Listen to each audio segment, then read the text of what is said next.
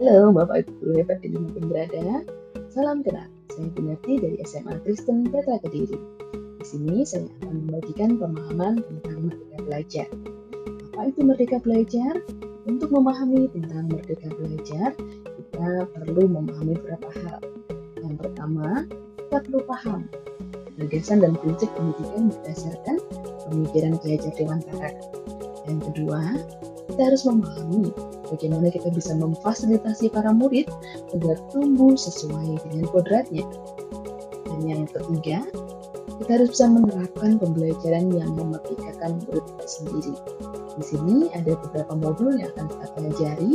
Yang pertama, bagaimana kita bisa mengenali diri dan memahami diri sebagai seorang pendidik.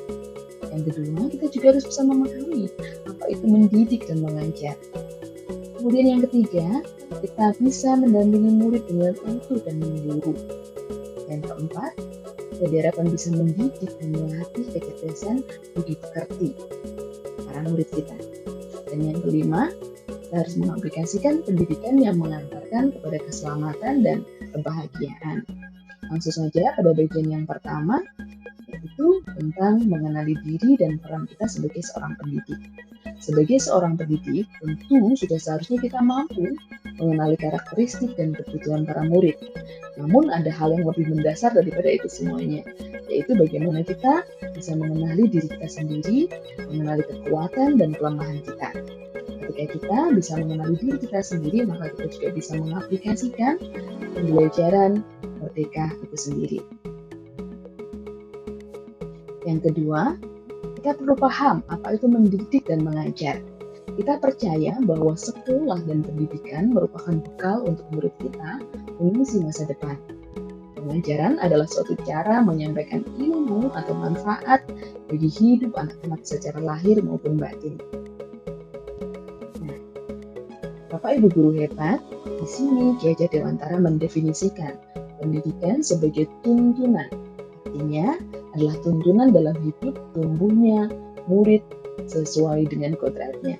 Maka pendidik di sini adalah menuntun segala kodrat yang ada pada murid agar mereka dapat mencapai keselamatan dan kebahagiaan yang setinggi-tingginya, baik itu sebagai manusia maupun sebagai anggota masyarakat. Kemudian yang selanjutnya, bagaimana kita bisa mendampingi murid dengan utuh dan menyeluruh.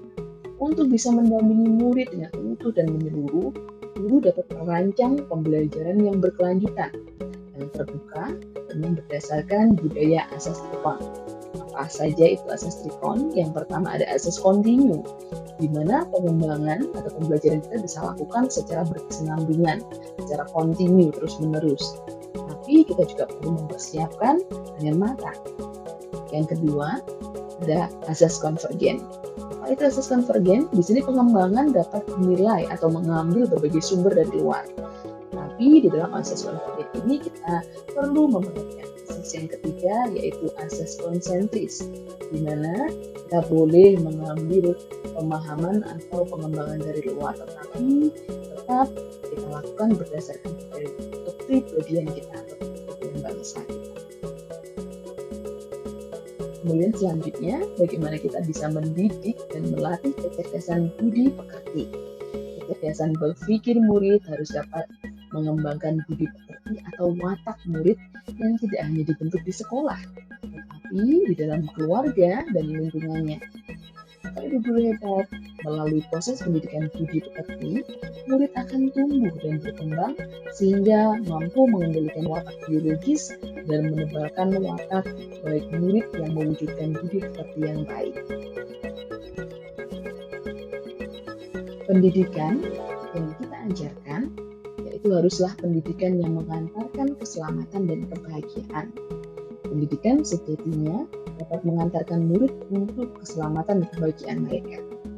Pendidik tidak hanya memberikan informasi dan pengetahuan di dalam kelas saja atau teori saja, melainkan pendidik juga harus bisa mendorong murid untuk menemukan pemahaman yang bermakna, yang relevan dalam kehidupannya. Jadi, itulah kelima hal yang perlu kita pahami tentang pengaplikasian merdeka belajar itu sendiri.